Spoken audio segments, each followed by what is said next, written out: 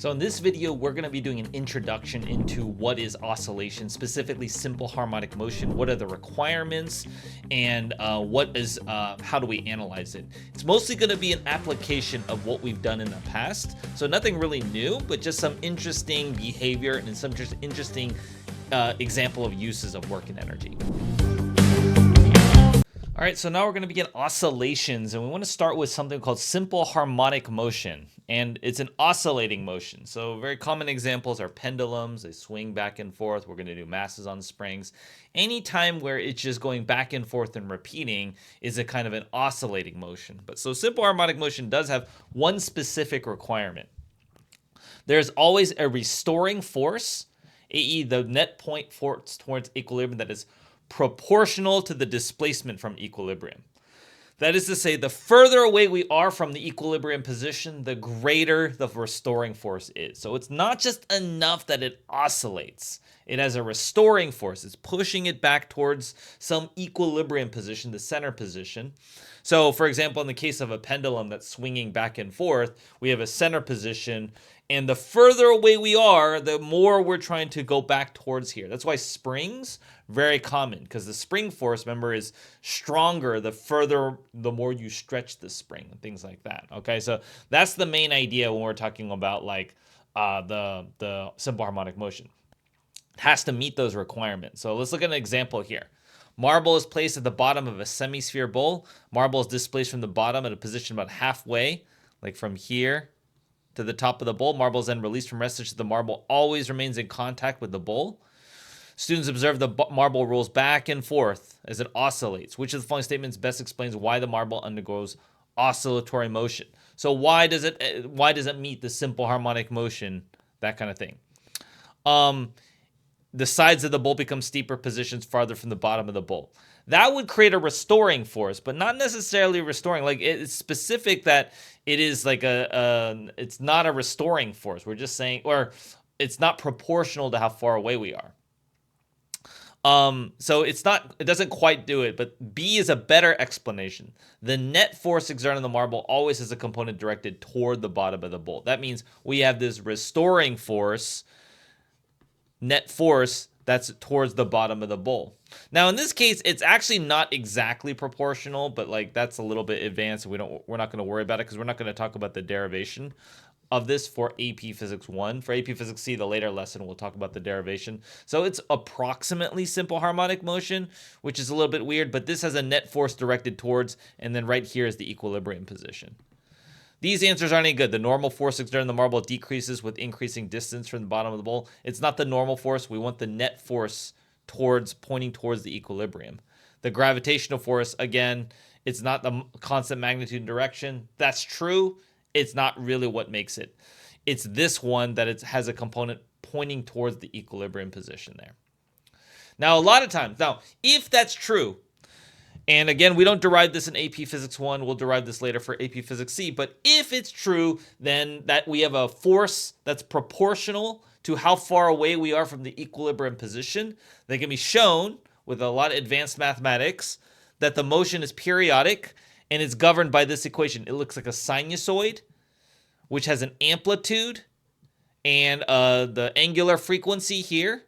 And this is a phase shift. It's like a horizontal shift. So this is stretching back. This is maybe the first concept really from pre-calculus we're talking about, is understanding the shapes of sine and cosine graphs. So we do have to understand that. That's like one of the few reasons you need to be taking pre-calculus or be familiar with it. You need to understand the graph of this.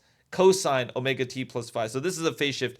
Oftentimes the phase shift is 0, or we don't really worry about the phase shift. That's about horizontally shifting. And let's, just as a recap, just because I want to make sure like you guys remember how to do this stuff. Let's go and plot y equals a cosine wt plus c.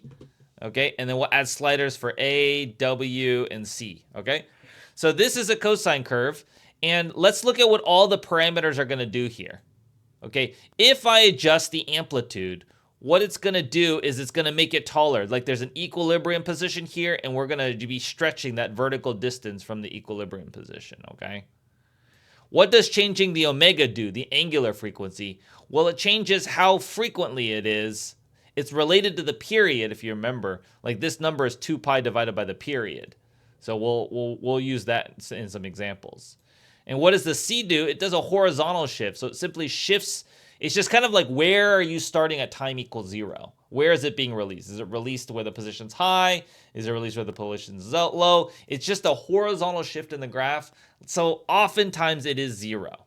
Like I would say most of the time we'd start with 0. We're going to start here like this. But it could be shifted over on your graph, okay? All right. So let's take a look at what else is true about it. The position, velocity, and acceleration are all sinusoidal curves. Again, that requires calculus, but the velocity will also look like a cosine curve. So will the acceleration as well. The total energy generally in these systems remain constant because we're usually not having what we call damped oscillations. Damped oscillations is where we do lose some energy as it progresses. That's pretty advanced, even more advanced than what we would cover in AP Physics C. So in general, we're saying there's no loss. There's no friction. There's no anything that would cause it. It would just oscillate forever if we let it. Okay? Now, it's an approximation, but like it's something that we use to keep the mathematics simple. So let's take a look at like reading a graph of one, for example. And I'm going to relabel these. This is 1 here. This is 0.2, 0.4, 0.6. Numbers here are 1, 2, 3, 4, 5, 6, and then this is 10 over here. Okay. Given the graph of position, this is position versus time, determine the following values. And let's say this is in meters, and this is in seconds. What is the equilibrium position? Now, look at the position going between 1 and 0.2. The equilibrium position is going to be the halfway between those. That's a span of 0.8.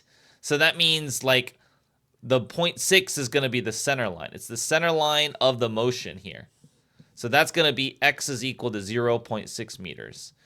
And the amplitude then is to say it's going to go up 0.4 meters and it's also going to go down 0.4 meters. So the amplitude is how much above or below the equilibrium position we go. The amplitude is going to be 0.4 meters. What's the period of the motion? Well, the period is the time it takes to repeat, to go back to where it started. So it started at 1 meters, and how long does it take to come back to that 1 meter position here? That time takes 10 seconds here. So the period is 10 seconds. Hopefully you remember this from your pre-calculus days. The angular frequency, that omega is 2 pi divided by the period, right? So that again is part of sketching graphs of sine and cosine from pre-calculus. It's 2 pi divided by 10, and I don't know, 0.2 pi. Let's just 2 times pi divided by 10. We'll just write that, do a calculator, 0.628, and the units of that are radians per second. And we assume that we're using radians. This is one of the few cases when you're doing the sines and cosines here. The inside is in radians. We're not using degrees here. Okay? If you found this video helpful, come check out our school community.